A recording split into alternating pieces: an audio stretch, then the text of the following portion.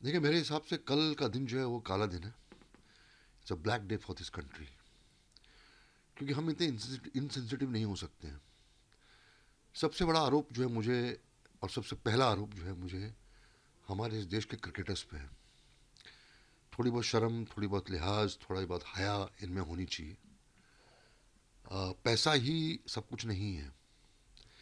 मैं इनसे कहना चाहता हूँ, जितने भी क्रिकेटर्स हैं, कि आपके सामने जो लोग आप पर बॉल फेंकेंगे, बॉलिंग जो करेंगे, उनके हाथ खून से रंगे हुए हैं। और जो बैटिंग आपके सामने करेंगे, उनके भी हाथ जो है वो खून से रंगे हुए हैं।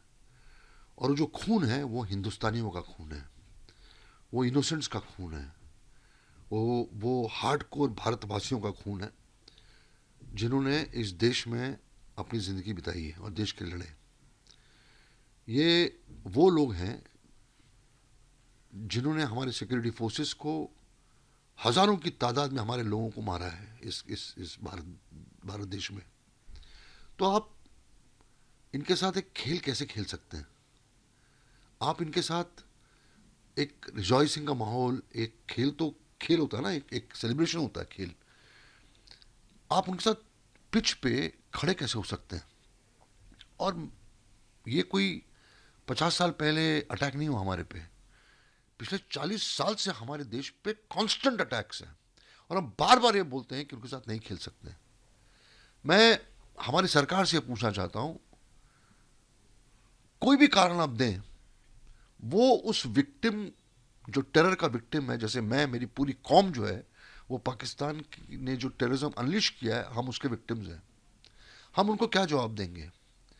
आप कोई भी कारण दीजिए कि ये इंटरनेशनल रूल है, फलाना ढिमका है, वो हमारे हलक के नीचे उतरेगा नहीं। क्योंकि आप इसीलिए इस चीज़ों को नज़रअंदाज कर रहे हैं, और आप इन चीज़ों को इसलिए हल्के में ले रहे हैं क्योंकि आपके घर से कोई मरा नहीं है, आपके घर में किसी परिवार पे अटैक नहीं हुआ है, आपने कोई खोया नहीं है, इसलिए आपको कोई फर्क नहीं पड़ता। जितने भी क्रिकेटर्स ग्राउंड पे आएंगे, वो अपने ब्लेजर लेके खेलेंगे।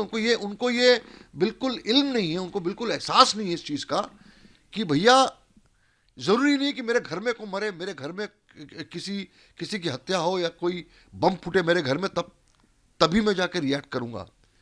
ये सारे सिक्योरिटी फोर्सेस जिन्होंने जिन्होंने अपनी जानें दी हैं इस देश के लिए, उनके लिए बहुत बड़ा इंसल्ट है।